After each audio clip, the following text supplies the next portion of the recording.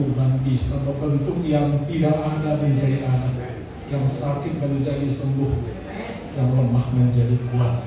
Terima kasih Tuhan, kami mau sambut firman Tuhan dan kami masukkan di hati yang subur, hati yang ditanami firman Tuhan. Kami sambut firman Tuhan dalam nama Tuhan Yesus. Haleluya. Amin.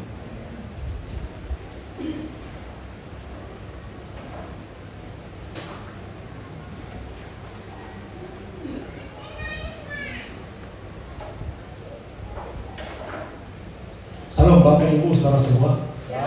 Kembali di rumah Tuhan. Mari kita siapkan hati kita sungguh-sungguh sehingga kita tidak sia-sia datang di rumah Tuhan. Kita buka kitab kita dari surat 2 Korintus pasal 10 ayat 1 sampai 11.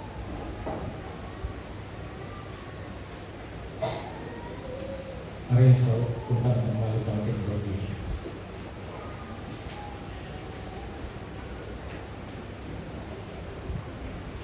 Kita baca bergantian 2 Korintus pasal 10 ayat 1 sampai 11. Aku Paulus, seorang yang tidak berani bila berhadapan muka dengan kamu, tetapi berani terhadap kamu bila berjauhan. Aku memperingatkan kamu demi Kristus yang lemah lembut dan ramah. Aku meminta kepada kamu, janganlah memaksa aku untuk menunjukkan keberanianku dari dekat, sebagaimana aku berniat bertindak keras terhadap orang-orang tertentu yang menyangka bahwa kami hidup secara duniawi. Memang kami masih hidup di dunia, tetapi kami tidak berjuang secara duniawi. Karena senjata kami dalam perjuangan bukanlah senjata duniawi, melainkan senjata yang diperlengkapi dengan kuasa Allah yang sanggup untuk meluluhkan benteng-benteng. Kami mematahkan setiap siasat orang dan merobohkan setiap kubu yang dibangun oleh keangkuhan manusia untuk menentang pengenalan akan Allah. Kami menawan segala pikiran dan menaklukkannya kepada Kristus. Dan kami sedia juga untuk menghukum setiap kedurhakaan bila ketaatan telah menjadi sempurna. Tengoklah yang nyata di depan mata kamu. Kalau seorang benar-benar yakin bahwa ia adalah milik Kristus, hendaklah ia berpikir dalam hatinya bahwa kami juga milik Kristus, sama seperti dia. Bahkan jika aku akan berlebih-lebihan untuk berbicara atas suatu saat yang dikaruniakan Tuhan kepada kami untuk membangun dan membantu peruntukan kamu, maka dalam hal itu aku tidak akan mendapat malu. Namun aku tidak mau kelihatan seolah-olah aku menakut-nakuti kamu dengan surat-suratku. Surat perkawanan, surat-suratnya memang tegas dan keras, tetapi bila berhadapan muka, sikapnya lemah dan perkataan-perkataannya tidak berarti. Namun hendaklah orang yang berkata demikian menginsafi bahwa tindakan kami bila berhadapan muka sama seperti perkataan kami dalam surat-surat kami bila tidak berhadapan muka. Puji Tuhan. Berbahagia adalah mereka yang senang mendengar firman Tuhan, merenungkannya, mendapat pelajaran dan melakukannya. Saudara, surat 2 Korintus ini ditulis oleh Rasul Paulus kepada jemaat karena adanya berbagai tantangan yang sangat berat, sehingga perlu kembali dibuat surat yang kedua kepada jemaat di Korintus. Dan pasal 10 ini untuk konteks yang kita baca tadi menunjukkan bagaimana sikap seorang Paulus menghadapi jemaat. Apa tantangan yang dihadapi oleh Rasul Paulus kepada jemaat di Korintus? Karena mulai menyusup pengajar-pengajar yang membawa ajaran yang menyimpang dari ajaran yang murni. Yang kedua, karena adanya kritikan jemaat. Paulus dianggap terlalu lemah, tidak berani. Kalau berhadapan muka, nggak berani bicara ke jemaat. Tapi kalau dari jauh beraninya kirim surat. Dan suratnya itu begitu tegas, sehingga jemaat memprotes kalau berani, ngomong langsung. Yang ketiga adalah jemaat mulai menuduh Rasul Paulus hidup secara duniawi. Ini menyangkut karena sumbangan-sumbangan jemaat dalam pelayanan, baik untuk pribadi Rasul Paulus, baik untuk gereja yang dibangun, dan mereka mengungkit itu, saudara yang kasih, sehingga Rasul Paulus merasa bahwa ini semua adanya pekerjaan kedagingan, bukan digerakkan oleh Roh Kudus, sehingga dia perlu membuat satu sikap. Ini yang kita lihat di ayat pertama, dia jelas mengatakan, aku Paulus, bukan orang lain. Bukan karena diingatkan orang lain. Dia secara pribadi, sehingga diungkitnya tidak berani bila berhadapan muka. Sebenarnya dia selanjutnya dikatakan sama berhadapan muka maupun tidak sikapnya, bagaimana dia merespon serangan jemaat. Tetapi dia tidak mau gegabah. Makanya dikatakannya di ayat 1 itu, aku memperingatkan kamu demi Kristus yang lemah lembut dan ramah. Memang dia menahan emosi, tapi dia kembali mengingatkan Tuhan Yesus dalam segala amarahnya pun dia tidak begitu terlalu meledak-meledak. Walaupun di satu sisi ada beberapa kali Tuhan Yesus begitu murka, bahkan emosi di rumah Tuhan dengan membolak-balikkan meja tukar di bait Allah. Tapi dia ingatkan, aku memang menahan diri, mengingat demi Kristus yang lemah lembut dan ramah. Itu sebabnya langsung dia nggak mau langsung protes, sebab nanti bisa langsung meragik atau lari. Dan ingatkan, Tuhan itu berusaha ramah dan lembut. Aku pun mencoba seperti itu, saudara yang kasih. Itu satu tantangan memang di dalam satu pelayanan. Pengajaran yang diberikan oleh Rasul Paulus bisa dibandingkan dengan ajaran lain yang bisa menyenangkan hati jemaat. Tapi Rasul Paulus tetap tegak lurus ke atas. Apa kata Tuhan dalam dirinya, dia tidak menyimpang dengan hal-hal yang menyenangkan orang untuk mendengar yang enak-enak. Dia juga mau mengatakan bahwa dia tidak hidup secara duniawi. Memang dia masih hidup dalam dunia. Dan kalau kita hidup di dunia, kita perlu makan, minum, pakaian, dan ada persoalan. Kalau di dunia ini ada bentrokan, ada macam-macam. Ini dunia. Kemanapun kita pergi di seluruh belahan dunia ini, itu pasti ada tantangan seperti itu. Jadi dia mau mengatakan dia tidak hidup secara duniawi, sehingga supaya jemaat mengerti bahwa setiap pemberian itu harus diberikan secara tulus dan kasih. Jadi saudara yang kasih, kita melihat dalam ayat yang kelima intinya. Kata kami menunjukkan semua hamba-hamba Tuhan.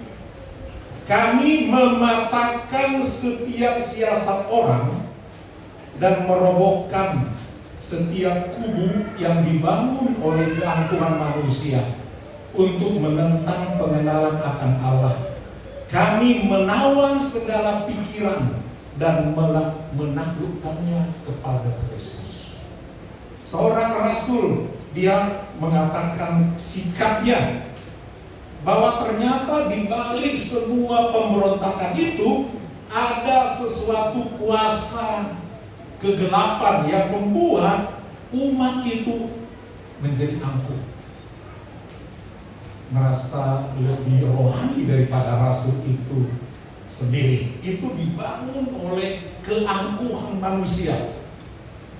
Tentu di balik semuanya adalah ada kuasa-kuasa kegelapan, sehingga dikatakan kami mematahkan setiap siasat segala taktik, segala cara orang-orang, dan merobohkan setiap kubu. Rupanya di jemaat itu ada kubu-kubu. Aku kelompok ini, aku tidak mau libatkan dia karena tidak cocok sama aku. Jadi ada kubu-kubu. Dan ternyata kalau dibangun seperti ini dikarenakan oleh keangkuhan manusia.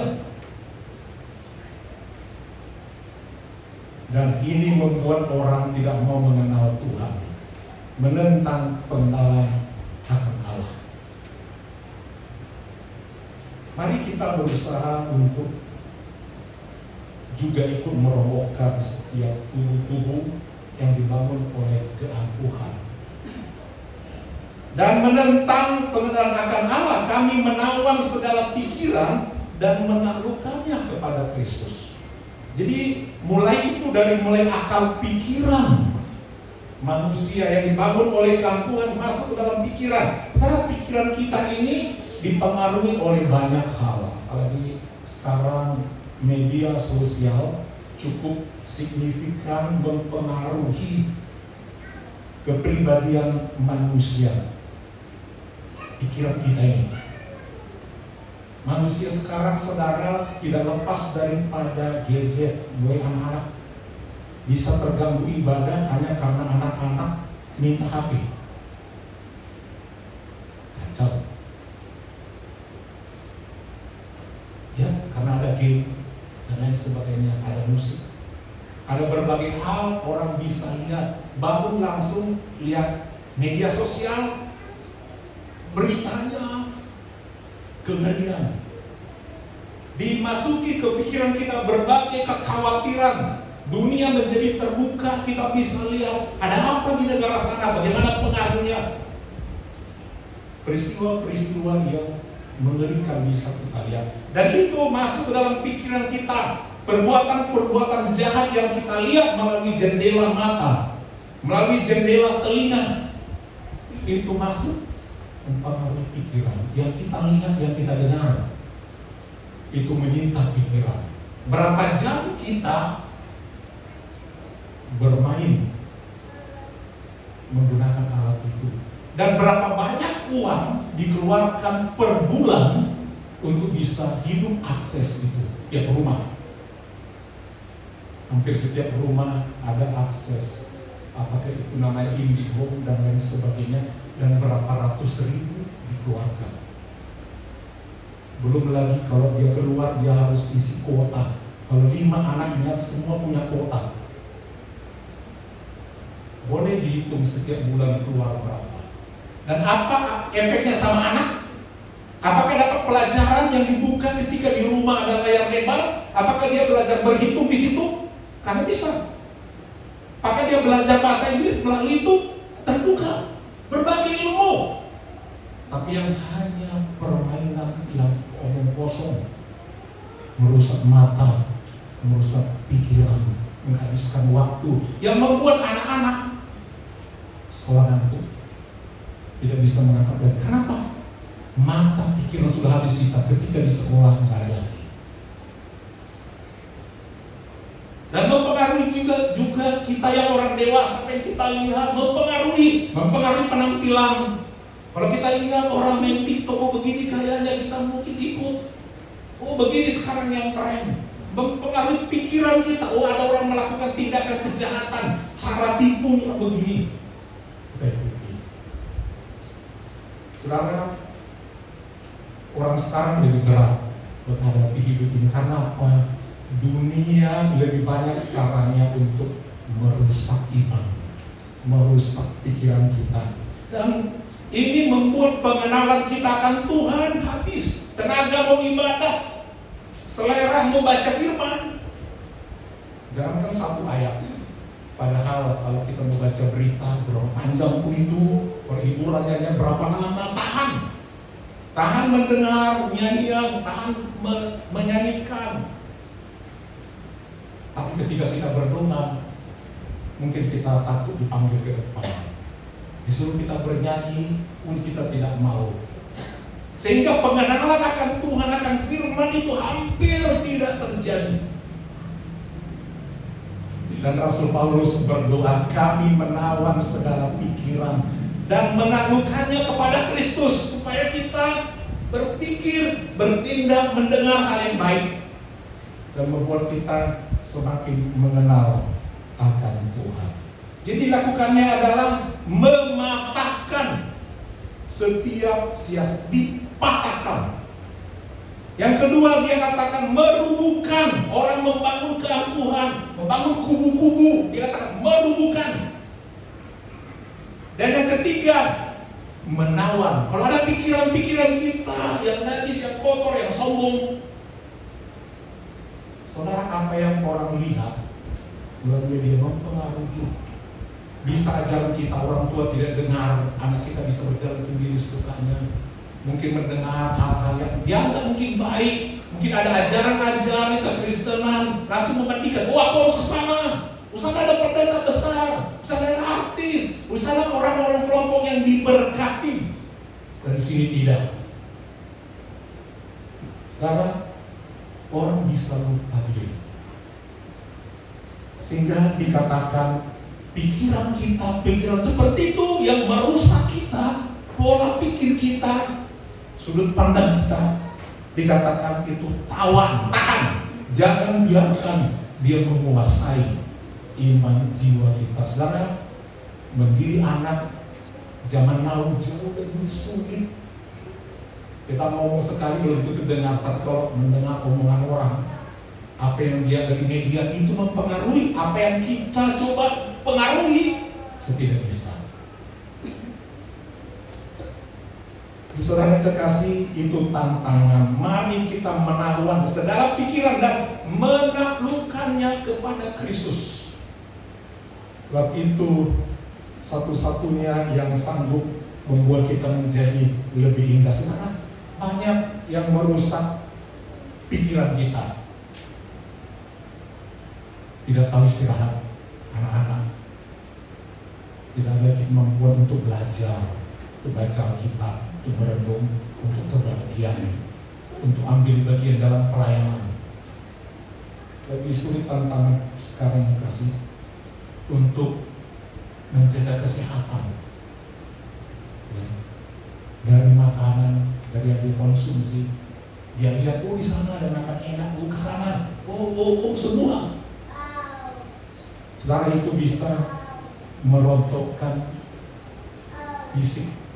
Sekarang ini lebih banyak orang sakit, jangan lagi dikatakan usia 50 tahun ke atas, tidak. Sekarang ini penyakit-penyakit dimulai dari anak muda. Karena apa? Dari kecil udah dimulai, baik dari makanannya, baik dari matanya, kemana dipakai. Apa yang lain? Karena apa? Orang tua bisa saja dua-duanya sibuk bekerja, sibuk ini, anak dititipkan, dan lain sebagainya. Kita lupa lebih banyak hal yang dari luar yang masuk daripada diri kita. Mungkin kita tidak ada waktu memang buat anak. Pagi kita sudah tidak ada, malam tinggal capeknya. Dan kita juga mulai tidak bisa aktif mengikuti semua hal-hal yang rohani, saudara kasih. Jadi saudara, itu semua membuat pengenalan kita akan Tuhan sulit. Sulit kali mengenal Tuhan.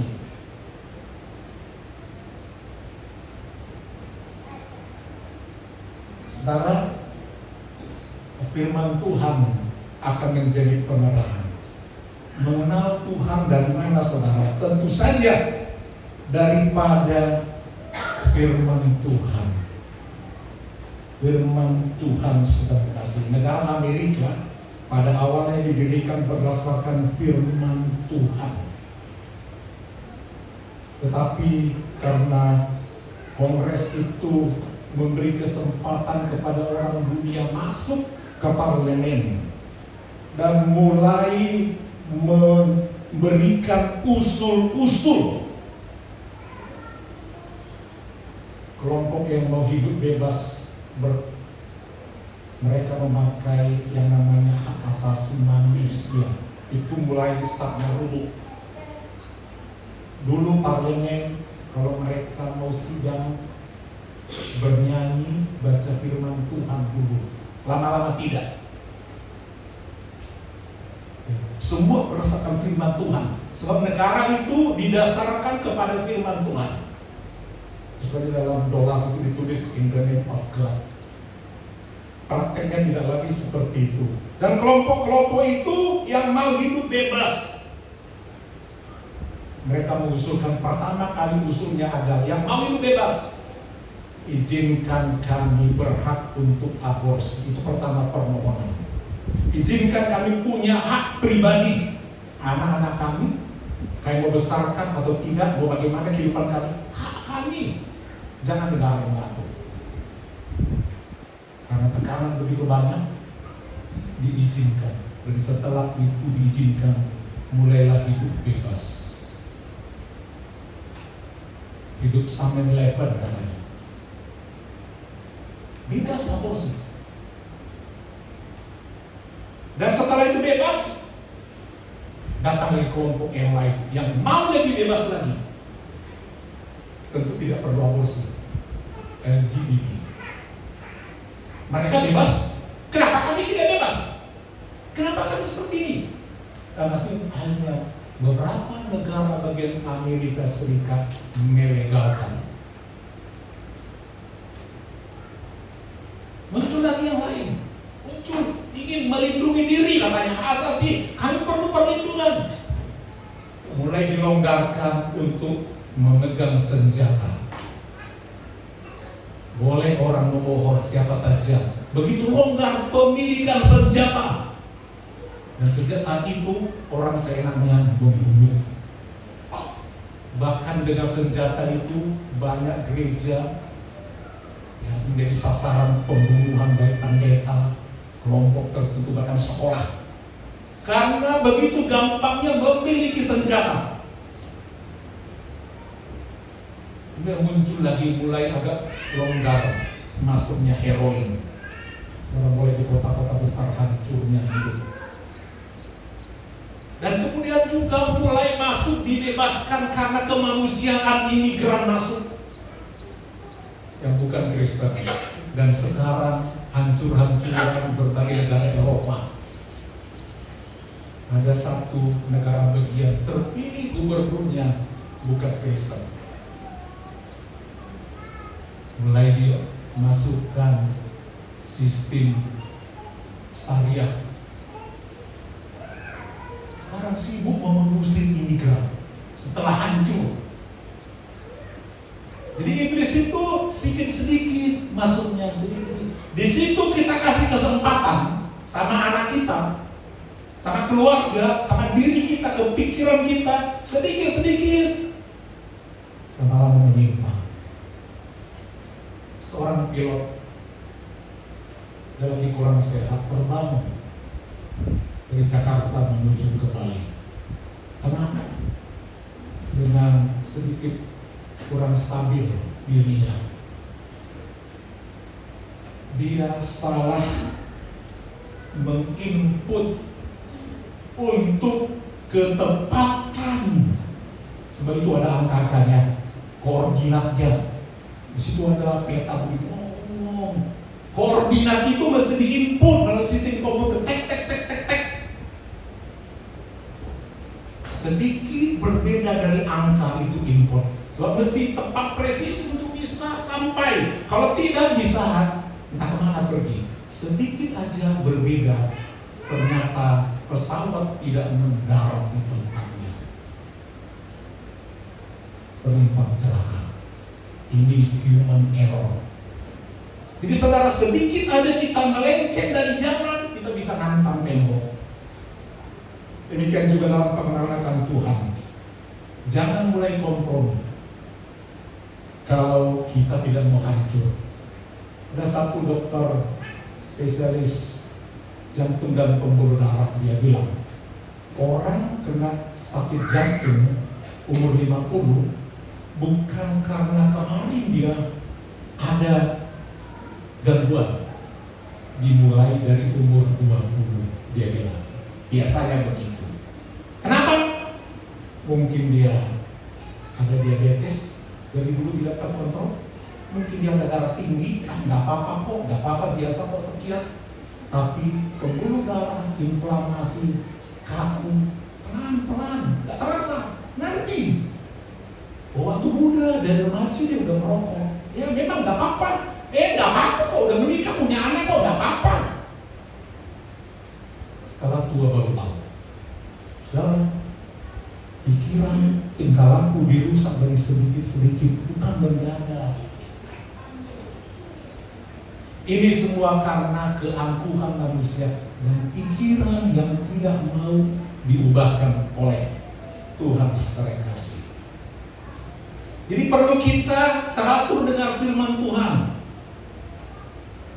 Amin Bapak Ibu. Amin. 2 Timotius 3 ayat 16-17 dikatakan, segala tulisan dari Kejadian sampai Wahyu, segala tulisan yang diilhamkan oleh Allah, oleh Tuhan, oleh Yahweh. Diilhamkan, bukan diturunkan ya. Sebab kita orang lain diturunkan katanya. Alkitab diilhamkan Roh Kudus sehingga matching antara tulisan Musa yang ribuan tahun, antara tulisan Matius di Perjanjian Baru, jaraknya jauh, matching. Tidak pernah ketemu mereka, tetapi tepat diilhamkan oleh Roh Kudus.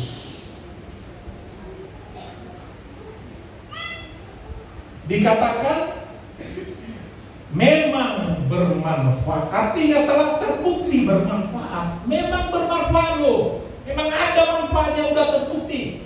Apa manfaatnya? Kalau kita suka dengar, renungkan, lakukan firman Tuhan, mengajar. Salah satu hal, saudara, seringkali kita nggak mau diajar, nggak mau dibilangin, nggak mau dikasih pandangan arah, tidak mau, maunya berjalan sendiri. Kalau sebenarnya lebih banyak orang memikirkan sesuatu, banyak ide-ide baru, terus supaya satu perusahaan maju. Tidak ada pimpinan tunggal, pasti ada join. Saham dari sekian, dari ini sekian, ini mereka merapat untuk memenangkan sesuatu. Bagaimana? Semua saudara kita juga dalam melayani seperti itu. Nggak bisa kita bilang, oh karena bapak one man show, enggak. Kita perlu mendengar, dan kita perlu juga mendengar apa dari atasan kita. Kalau mau lebih maju, memang harus boleh kita seperti itu. Sehingga dikatakan segala tulisan yang diilhamkan oleh Allah itu memang bermanfaat. Mengajar, perlu belajar. Kenapa kita perlu mengajar? Karena kita sudah belajar. Bapak Gembala bisa mengajar karena udah sekolah. Ya, SD, SMP, SMA, di sekolah yang terbaik, sekolah Katolik dan Metodis. Kuliah di negeri, untuk masuk aja susah. Sekolah Alkitab 3 tahun di Beijing. Sekolah S2 ambil MTH, bagian misi. Dan penggembalaan sekian tahun dengan segala liku-liku. Wajar dong itu mengajar. Amin. Wajar gak? Seringkali kita gak mau diajar, merasa lebih rohani dari segi umur. Kadang-kadang kita gak bisa. Dan orang yang dengar-dengaran adalah kalau mau maju saudara, mau belajar. Amin. Apa saja pelajari, kalau mau maju, mau belajar. Dan yang kedua, firman Tuhan ini yang paling mengerikan, dia mengungkit, menyatakan kesalahan. Dan ini yang paling sulit kita terima. Ketika kita bilang salah itu Pak, kurang tepat. Demikian juga kelakuan. Firman Tuhan dikatakan memperbaiki kelakuan, mendidik orang dalam kebenaran. Dan kalau kita memang kepunyaan Tuhan, dikatakan ayat 17, dengan demikian tiap-tiap manusia kepunyaan Allah. Saudara, kepunyaan Allah Ayat ini berkata, kepunyaan Allah diperlengkapi untuk setiap perbuatan baik. Amin. Diperlengkapi. Bagaimana kita diperlengkapi? Melalui ada orang yang mengajar, ada orang yang memperbaiki, ada orang yang mendidik. Begitulah kita diperlengkapi. Tentu saudara juga berharap anak-anak kita masing-masing boleh maju. Jangan bosan mendidik, mengajar. Kalau ada orang juga Tuhan pakai untuk mengajar, mendidik anak-anak kita, bersyukurlah. Amin. Amin. Bersyukur. Jadi memang kita harus mau belajar. Karena apa saudara? Kita ini sebenarnya orang yang lemah. Kita tidak bisa katakan kuat. Sebab apa ya saudara? Kenapa kita teratur perlu firman Tuhan? Sebab kemenangan kemarin, kita sukses kemarin, belum tentu menang hari ini. Berhasil kemarin, belum tentu berhasil hari ini. Kenapa? Tiap hari harus dibekali oleh firman dan kuasa Roh Kudus. Untuk makan aja kita ya, makan kemarin, tenaganya buat kemarin. Yang saudara makan 3 kali sehari, bahkan tambahnya yang lain-lain. Kenyang kemarin, kenyang hari ini. Enggak. Perlu lagi makan hari ini. Demikian juga jiwa kita ini, kerohanian kita ini. Gak bisa kita katakan, aku udah punya pengalaman, aku kemarin bikin mujizat, aku kemarin dipakai oleh Tuhan. Kemarin isi lagi jiwa kita ya. Kekuatan kita itu saudara, ya kesusahan itu semuanya kesusahan sehari, cukuplah buat saya, besok lain lagi bentuknya. Sebabnya kita saudara perlu firman Tuhan setiap hari saudara. Amin. Saudara boleh beriman kemarin ada mujizat, hari ini banyak cobaan datang, belum tentu beriman. Itu sebabnya iman timbul dari pendengaran, pendengaran akan firman Tuhan. Iman kemarin hari ini lain-lain tantangannya bisa menggerus iman kita. Itu sebabnya ada orang bisa berubah loh. Dulu dia baik, dulu dia setia, dulu dia berkorban, dulu dia bla-bla. Dulu telah tergerus, lama gak dengar firman Tuhan, mundur pelan-pelan. Tadinya beribadah, sekarang udah sholat. Tadi ngambil pelayanan, itu dari mana? Jadi iman itu selalu timbul kalau saudara masih mau dengar firman Tuhan. Nggak dengar. Coba perhatikan orang yang jarang beribadah. Lebih sehat? Lebih bahagia? Saudara boleh lihat sendirilah. Pencobaan datang bertubi-tubi. Jadi saudara, kita perlu bagi jasmani tubuh kita ini perlu makanan sehat dan teratur. Bagi makanan jiwa dan roh ini dari Tuhan, perlu firman Tuhan, perlu ada orang yang kasih makan ke jiwa kita ini. Dan kalau tidak saudara, jiwa kita ini makin kering, gersam, tak ada sukacita, terlihat dari wajahnya, terlihat dari kata-katanya, terlihat dari kesehatannya. Sangat terganggu kalau jiwa kita ini jauh daripada Tuhan secara kekasih. Bukankah kita harus teratur makan setiap hari? Amin. Demikian juga bagi jiwa kita. Tidak cukup hanya sekali seminggu kita dengar firman Tuhan, perlu juga kita ada waktu bacalah Alkitab, bacalah firman Tuhan, dengarkanlah khotbah-khotbah, pengajaran saudara kekasih. Karena semua yang kita cari dan kita lupakan Tuhan, semua itu perlahan dan tidak abadi, perlahan berkurang dan lenyap. Apapun. Sebab dunia ini dipengaruhi oleh tatanan dunia global. Apa yang terjadi, yang dipikirkan, yang dikerjakan oleh orang-orang pintar di dunia, orang pintar di dunia, dan orang yang berkuasa, yang punya ilmu, yang menguasai teknologi, suka-suka mereka mau membawa kemana dunia ini. Ada PBB bisa mengatur. Kita perlu memperkaya yang dulu bisa memperkaya negara. Gimana cara memperkaya negara kita ini? Kita miskinkan orang, tapi negara-negara miskin yang tidak pintar, yang tidak tahu teknologi, yang bodoh. Gimana caranya?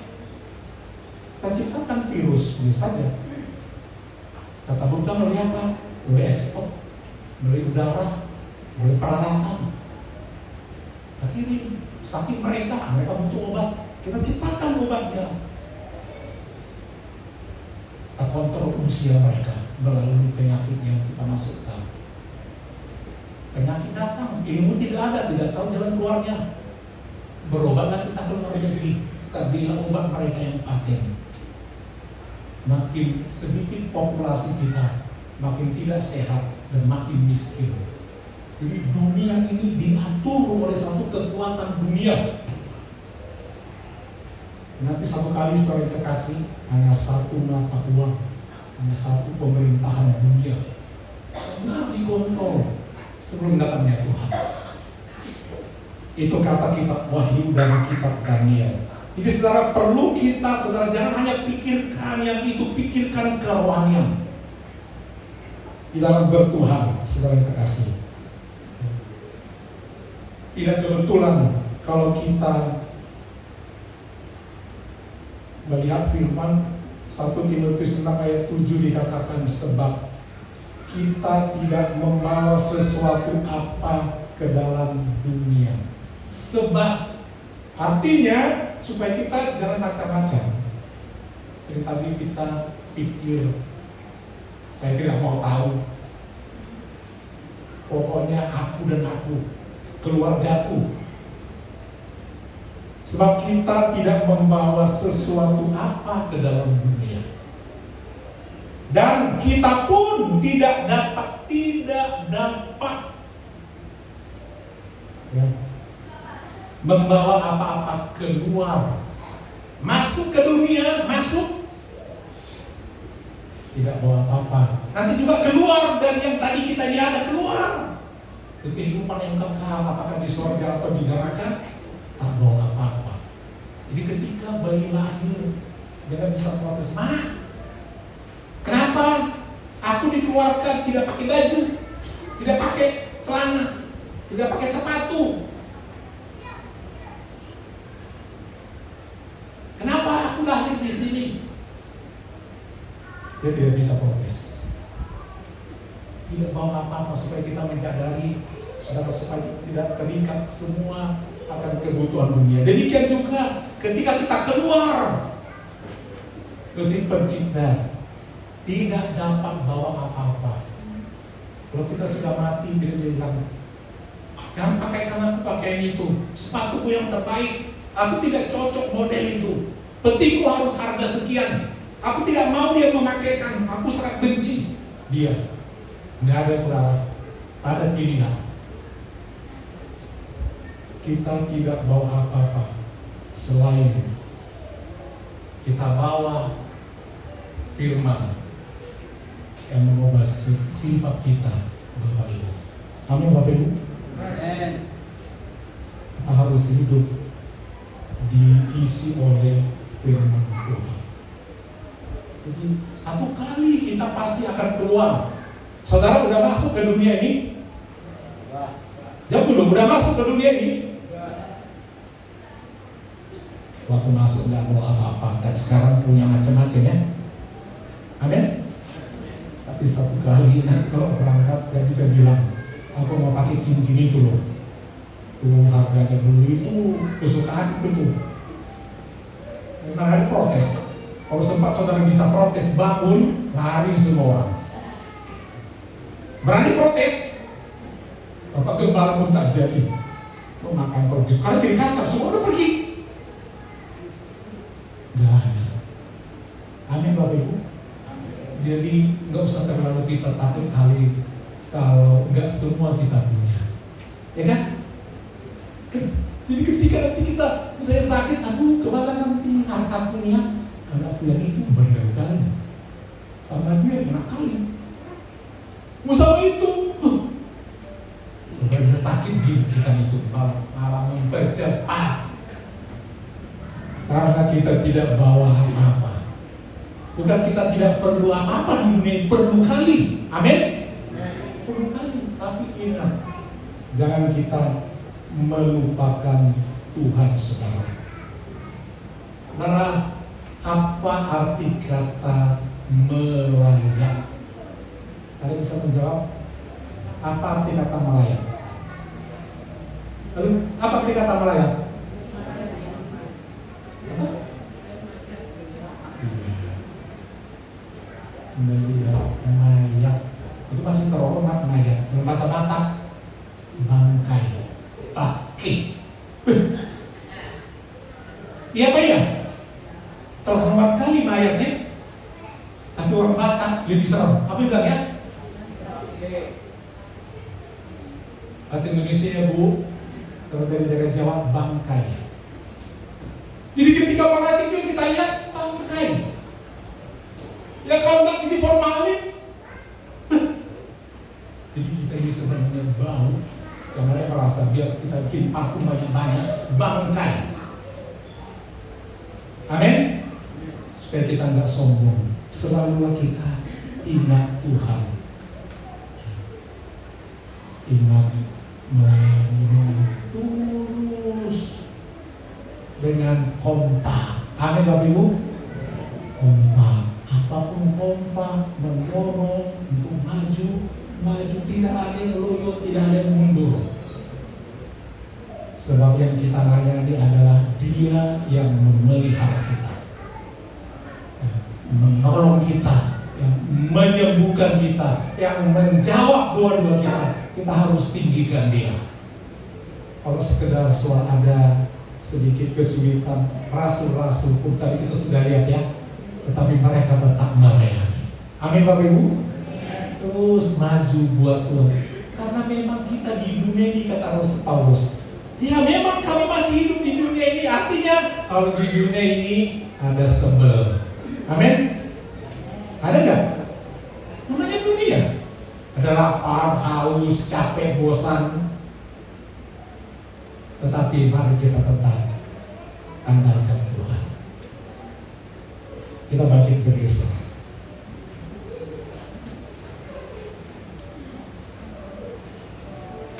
Tuhan sanggup terus memakai kita menjadi lebih indah melalui firman Tuhan, dan sanggup mengubah semua menjadi lebih indah, lebih putih, lebih suci, lebih menyenangkan hati Tuhan.